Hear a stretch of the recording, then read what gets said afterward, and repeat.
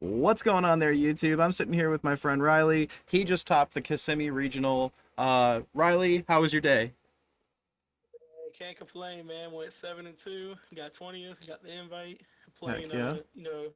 uncommon deck. Absolutely. You definitely played a rogue choice. It seems like you made a pretty good decision in tech choices. The list is super teched out. If you guys want to get the deck list, I'm going to put the export link in the comments down below. And let's get into this. So my first question for you is you main decked a lot of kaijus and lava golem. Let's talk about that real quick. How did that perform for you? It performed real well in the matchups that I wanted to see, like the reasons why I wanted to play it.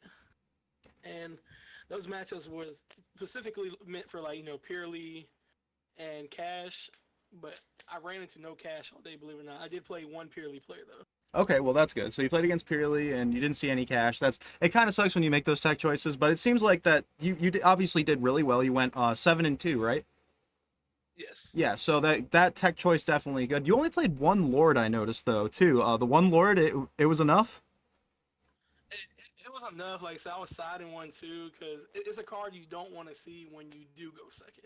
You just never want to see it. Okay, that makes sense. That makes sense. And then I noticed you're playing the Dogmatica package, which has obviously always been a tried and true strategy in Eldlich. Did it perform well for you?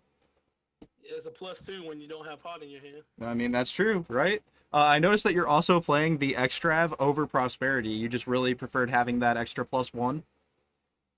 That and also I felt like with playing since I was playing the 3 Lava Golem and the 2 Gamma Seal, if I needed to find a board breaking card going second, and they didn't stop my pot, then my chances of finding one was very highly. Yeah, absolutely, absolutely. And then the last two cards I want to talk about in the main deck. You're playing Eldlixir of White Destiny. This card almost sees no play in this deck. So tell me why you chose to play it.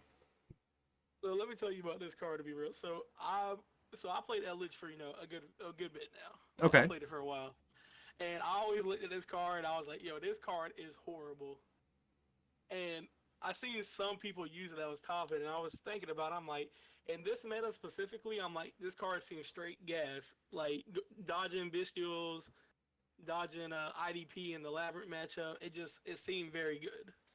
Absolutely. I mean, like you said, dodging the bestial monsters, dodging the Ice Dragon's prison in the Labyrinth matchup, that seems very powerful. Like, super solid choice there on your part. The last card I want to talk about in the main deck is Destructive Daruma Karma Cannon. I think this card is so slept on in trap decks. You want to talk about, bro? This card is actually probably the most insane card I ever played with. I'm not gonna sit here and lie to you. Oh, absolutely. Being able to flip down the pure, not necessarily just the purelies, but like being able to flip down combo decks and everything else, and just saying like, no, you're not resolving this card. Like your turn is over now. It just seems so broken to me. It's just going first. Like besides other control decks, what card is this a bad matchup in? That's what I'm saying. Like I think this card's really good. So solid main deck. Let's get into the extra deck here. So the extra deck you're playing two Eldlich, two Garura, which seems pretty standard. Because you are playing Extrav, right? Yes, correct. Yep, and then you're also playing the Starving Venom Fusion Dragon versus Drago Stapeli. I assume that's just to get a to hit a wider spectrum of decks while also being able to dance around certain cards. Yeah, wider spectrum, and also like I said, you said dancing around cards. Eradicator is one of the biggest ones. It's kind of like say if I play the Labyrinth matchup, which essentially that's going to be my hardest matchup because I'm a trap deck. They're going to eradicate me. Right, right. It's for when I have super poly and bring it in the next games. I want to hit during the draw phase and hold priority in my own draw phase and try to hit all their monsters before they could eradicate me. Yep, that totally makes sense. Seems like it was a really good choice on your part. I noticed you're not running Zeus. Why weren't you playing it? So, so my reason for not running Zeus is the X was meant for strictly like tech cards and like the cannons are used for obviously either OTKing or trying to kill that turn or time obviously. Yeah. But playing one Zeus when you're playing extra, it seems like almost pointless And I feel like if I'm Zeusing in this deck personally, I probably lost the game already, or I'm already too far ahead. That why am I doing this? Right, right. Okay, that makes sense. All right, understandable, understandable. And then last card in the extra deck I want to talk about is Artemis. So, explain why you're running this card because I didn't understand it at first. You explained it to me earlier, but our viewers might not understand why you're playing the Artemis.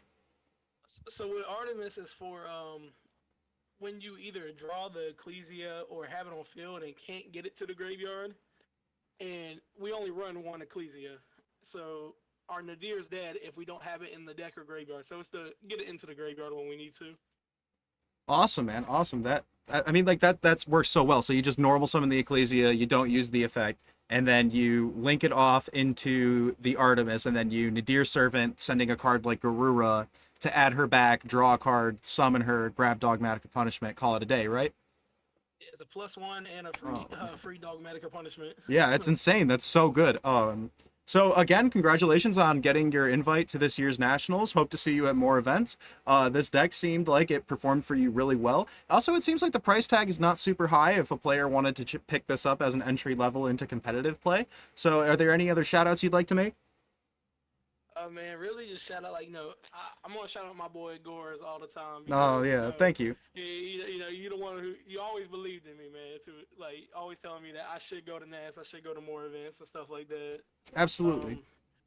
Shout out, Austin Britton. Runs the store, runs the locals. Close friend of mine. Sponsors me a lot when I need the cards and stuff. Absolutely. Austin's a good guy. He's a good guy down there in Georgia. Yeah. Shout out. Shout out the Jacksonville crew too. They really wanted to see me succeed while I was down there. Jeremy, good friend, just top worlds, Jeremy Mitchell. Oh yeah, good guy. Also another really great guy. So thank you so much for Yeah. being on the channel, man. So Appreciate you for having me, man. absolutely. Make sure you guys like, comment, and subscribe. And again, the deck list will be able to export down in the comments below. Make sure you guys go check out Main Phase Sleeves. This is Gores signing off.